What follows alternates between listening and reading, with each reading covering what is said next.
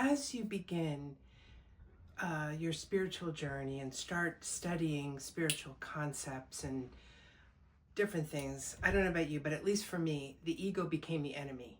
And I'm here to tell you it's not the enemy, and I will explain what is, in my opinion. But I think at the end of the video, you'll agree. So as we begin our spiritual journeys, we start to recognize, like the ego can really get us into trouble, right? I know I had studied Buddhism for a number of years, and there's a number of teachings, lots of teachings in Buddhism, but in particular, I'm thinking of right speech, right action, right thoughts, right intention. I think I said action. Anyway, there's other ones and they're not coming to me at the moment, but in any event, it's about being kinder and doing no harm. Like that's the basis, one of the basis of Buddhism and most spiritual teachings. So as you decide to become kinder, what comes up but the ego? Wanting to be right, wanting to be superior, wanting to squish other people, give them the finger and do all the things, and you really start to resent the ego. There were days I wanted to blink it out of existence. I prayed for it out of existence, neither of which works. But the ego is really a part of us that many of the psychologists and other teachers talk about it being inherent in the human existence, and it's really for survival, right? It's there to keep us safe, and it's in that safety mechanism which it was born of, right? In the, I forget which part of the brain stem it came from, but whatever. In this beginning part where it was, fight or flight, eat or be eaten, the ego was born to keep the animal, whatever you want to call it, the being safe. Well, as a lot of those ultimate pressures of survival were taken away, now we have houses and there's not tigers in our backyard for most people, and so on and so forth. The ego developed itself into perceiving threats and helping you with, overcome those. And a lot of its mechanisms are centered around, like I said before, being right and being superior. Because if you're not superior, you might get kicked out of the group. And if you get kicked out of the group, that's like death, right? At least if you think about, older times. I'm trying to think, not cavemen, that's not what I mean, but like if back in the day, if you got kicked out of the group or the town or the tribe, you couldn't hunt alone. You couldn't hunt and gather. You couldn't sustain yourself. You needed the tribe to survive. So the ego definitely wants to be superior, because weak and inferior gets kicked out. And boy, does it like to be right. Oh my God, I spent so much of my life making others wrong, being superior, being the perfectionist. It's really embarrassing, all the things that my ego and I through it did. I'm trying to think of a really good example. Unfortunately, there's so many, I'm just not sure which one to take. But anyway, we as human beings love to be right, love to make others wrong.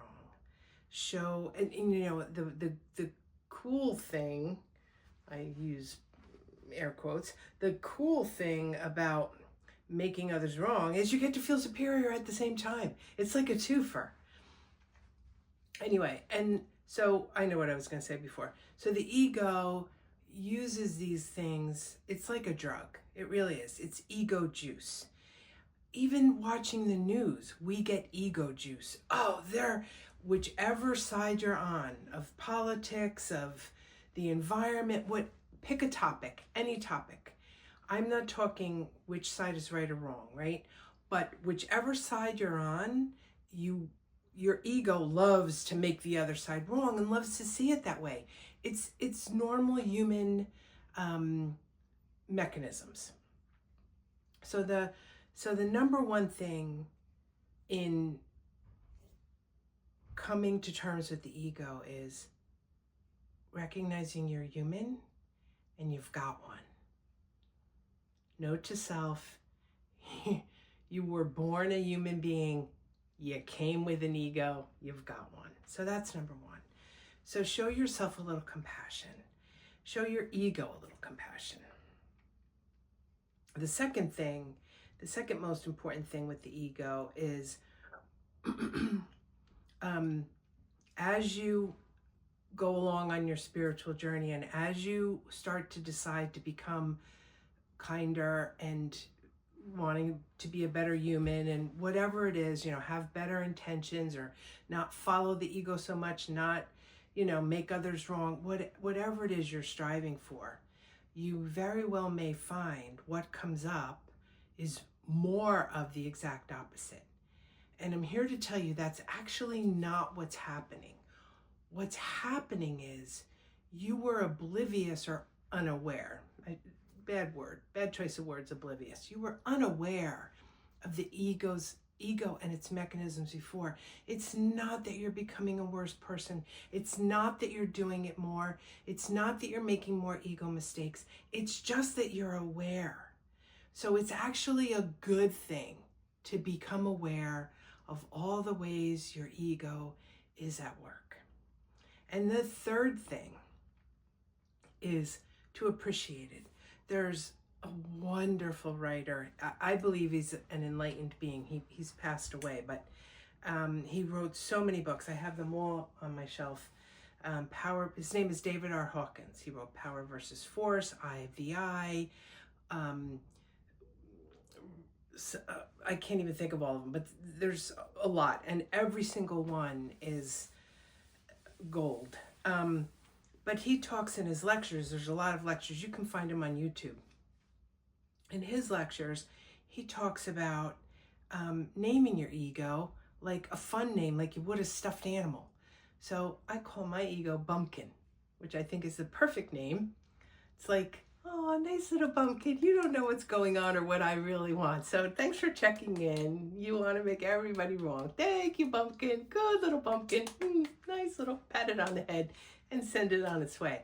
So this is the thing I want to tell you is actually the enemy, if you will, which is resistance. And even resistance isn't the enemy, but it's the word I chose. Appreciation is the way to go. Appreciate the ego. Appreciate it checking in. Appreciate it wanting to keep you safe. Appreciate it wanting to feel superior. Oh, you're human. Guess what? That's what it does. But resisting the ego is actually the thing that will keep it driving forward, that will make it bigger, make it dig in more and want to run things more. Because if you think about it, like just energetically, if you're resisting something, right, you're using part of your attention and your energy and your power to push something away from you and keep it away from you. So all that power and effort and attention, even if it's subconscious, is being used up trying to keep the ego away. So just appreciate it. It checks in. Oh, there it is. For me, here's a perfect example. When I drive, just for those of you who don't know me personally, I'm the best driver in the entire planet, and everybody should drive like me. So sorry if you don't, but you really should. I kid with friends about everybody should go to Marianne's driving school, which means faster than the speed limit, stay out of the left lane because I'm coming, all the things. But anyway, my ego really pops up, especially when I'm driving. It comes up lots of other times, but this is a good example. When I'm driving, nobody can drive as well as I do. And what I've learned is, oh, there it is again. And I poke fun at it. I don't take it seriously. I don't put myself down. I don't beat myself up because there's my ego again. I poke fun at it, but not in a mean way, but in a funny way. Like, oh, yep, that's right, Marianne. You need to go to Marianne's driving school because I'm the only good driver on the entire planet. Right? So clearly that's pretty funny. So yeah, next time your ego pops up, try to appreciate it. Give it a funny name, like Dr. Hawkins suggests, and recognize it for what it is, something that's trying to help you stay safe. Thank it, send it on its way.